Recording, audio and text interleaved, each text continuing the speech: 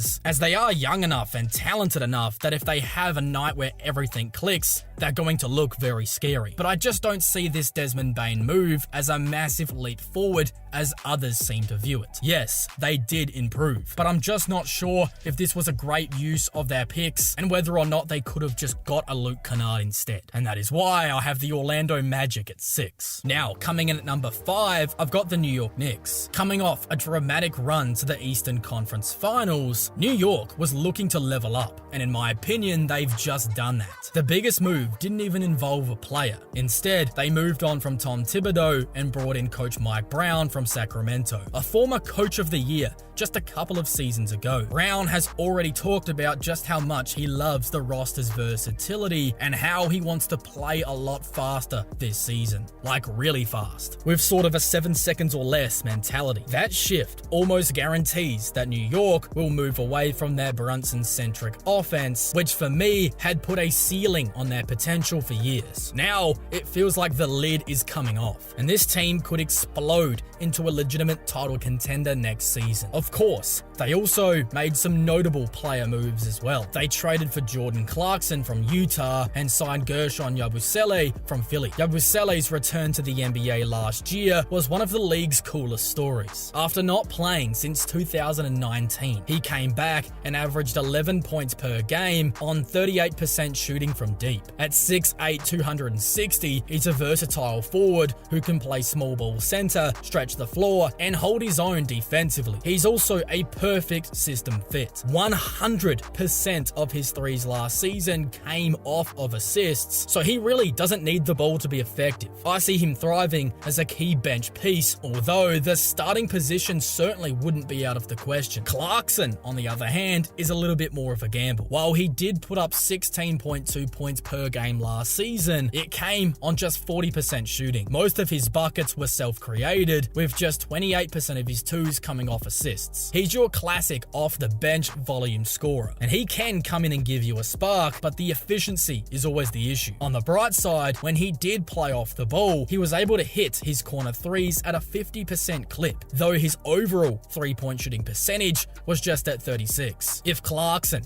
can clean up his shot selection, he could be a really valuable weapon in Brown's up-tempo offensive system. With the coaching change, Yabusele's versatility, and Clarkson's potential scoring punch, I believe the Knicks could be set to dominate next season. Now, in at number 4, I've got the Clippers. This team was one of the busiest of the whole offseason, making 16 moves. But their headline additions were huge. Re-signing James Harden, signing Brook Lopez, trading for John Collins, and landing Bradley Beal after his Phoenix buyout. That last one turned the most heads, signing a guy who was on a $50 million deal for only 2 years, $11 million. I mean, that is incredible value. People seem to have convinced themselves that Beal is washed just because the Suns didn't want him. But the reality is, his basketball fit in Phoenix was terrible. With Booker and Durant dominating the ball, Beal just never found a rhythm. Even in that tough situation though, he still averaged 17 points per game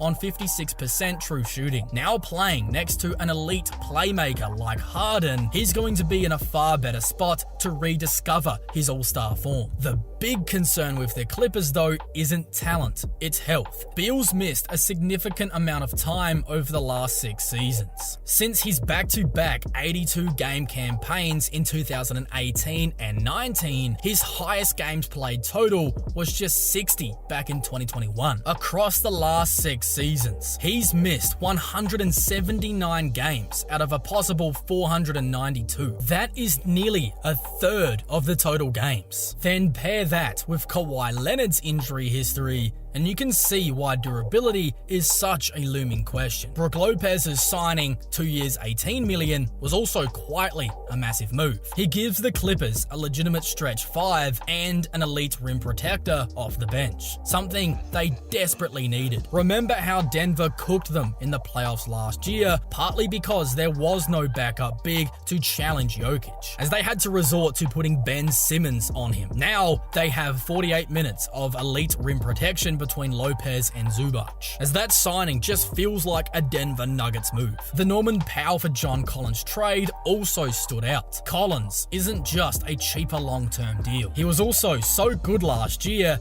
that Utah literally had to start faking injuries to keep him from winning them too many games. He played just 40 games last year, but was miraculously involved in 70% of the Jazz wins. Collins adds athleticism, a lob threat ability, pick and roll scoring, and three-point shooting at a 40% clip. I have no doubt that when the team is fully healthy, the Clippers could be absolutely in the mix. And if I was to redo my tiers of title contention Western Conference video after the Bradley Beal addition, they could very well be in tier 2. But again, health is everything here, because on paper, they did get significantly better. Now, coming into number 3, we've got the Atlanta Hawks. Atlanta was again one of the more busier teams of the offseason, but 3 moves in particular really elevated them, trading for Kristaps Porzingis and signing Nickeil Alexander-Walker and Luke Kennard. What I love about this group is the flexibility. The Porzingis-Jalen Johnson frontcourt has real upside. They can both space the floor and hold it down defensively, with switchability that fits the modern game. The backcourt pairings with Dyson Daniels and Alexander Walker can give them perimeter defense that can wreak havoc on games. And of course, the Trae Young Porzingis pick and roll, or pick and pop for that matter, is going to be an absolute nightmare for opposing defenses. Too much space and too many options. Then getting Jalen Johnson back is going to be another huge boost. Before his injury last season, he was quietly evolving into one of the more improved players in the league, averaging nearly 19 points per game, 10 rebounds, and 5 assists on 50% shooting. He basically is the perfect running mate for Trae. Athletic,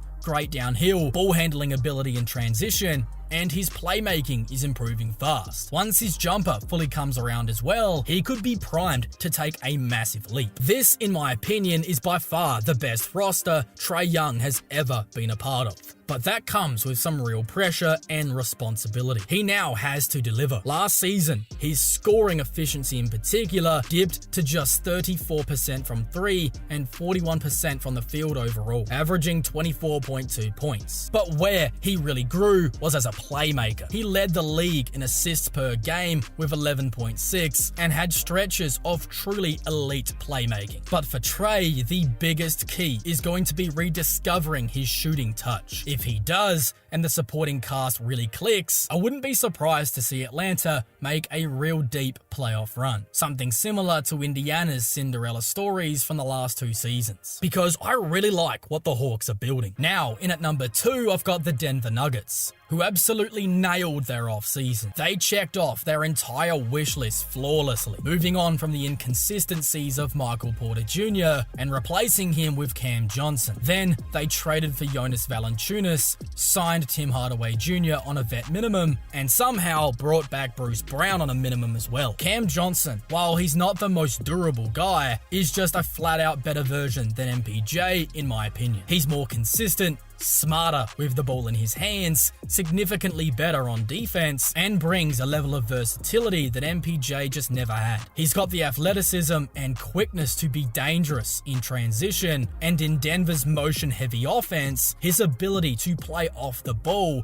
is going to really shine. I can already picture Jokic hitting him with one of those signature full-court passes where Johnson is going to be able to get easy buckets. Then there's Jonas Valanciunas, who even though is getting up there in age, is still incredibly impactful. Last season, he averaged 10.4 points per game, along with 7.7 rebounds on 55% shooting, doing it all in just 18 minutes a game. That kind of reliable backup big production is something Denver has been desperate for. It's huge because their bench has been their Achilles heel for years. Last postseason told the story perfectly. With Jokic on the floor, the Nuggets outscored their opponents by 10.9 points per 100, with a 119.9 offensive rating and a solid 109 defensive rating. But as soon as Jokic sat, everything fell apart. The bench posted a staggering minus 31.1 net rating, the worst of any lineup in the playoffs, with the offensive rating plummeting to 97.8 and the defense bleeding, allowing opponents to score 129 points per 100. That 42-point swing showed us 2 things. Jokic is insanely good, and the Nuggets' second unit is so vulnerable that even the Joker's greatness couldn't fully cover it up. Now with Valanciunas anchoring the bench, along with Hardaway Jr. and Bruce Brown, they should be able to hold the line without Jokic. These four moves, Cam Johnson, Valanciunas, Hardaway Jr. and Brown, could really fix Denver's biggest flaws and give Jokic his strongest supporting cast yet. The bench is no longer a complete liability. The rotation is deeper and the Nuggets are primed for yet another deep playoff run. But in at number 1, I've got the Houston Rockets. Kevin Durant is going to fill the single biggest hole that haunted Houston in the playoffs. In a pinch scoring, he's one of the greatest tough shot makers in the history of the sport. And in Houston's system, that feels like a match made in heaven. From KD's perspective, it's just as good of a fit. In Phoenix, he was being asked to do way too much on the defensive side of the floor, and that did take a toll on him offensively. But in Houston,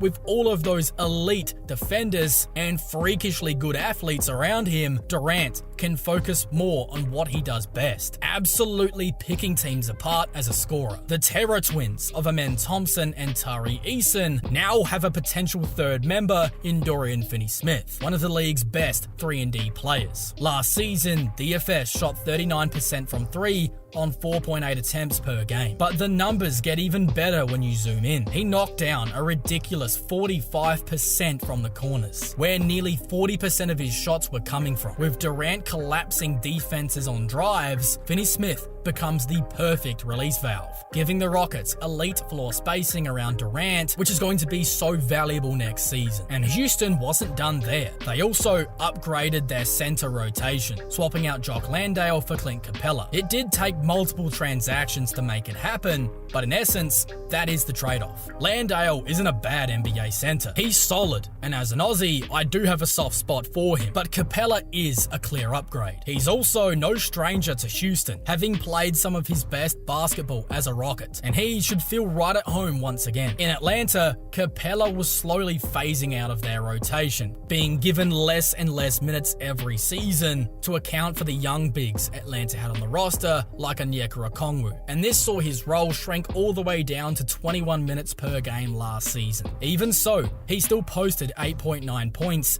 8.5 rebounds, and a block per game. For Houston, his role might not be much bigger though. He's likely going to be the first center off the bench behind Alperen Sengun and Steven Adams, who they also locked up to a big deal. If Houston does run it back with that double big configuration that crushed teams down the stretch of last year, boasting a wild 21.8 net rating, then Capella will have a clear lane to minutes as the first big off the bench. But if they shift to a more traditional look with Sengun at the 5 and KD at the 4, which is probably most likely, it might get a bit trickier for Capella to see consistent playing time. Either way, his presence and ability to step in when needed gives Houston incredible depth at the big man position. With Durant, Finney-Smith, Capella, and all of the young, exciting talent on the roster, the Rockets aren't just better, they look like a true contender. I think they should easily be a top 10 team next season, but if you want to see exactly where I have them, along with the other 9 teams that will all be battling for a championship next season, then you can watch that full breakdown right now, where I rank the NBA's 10 best teams for next season.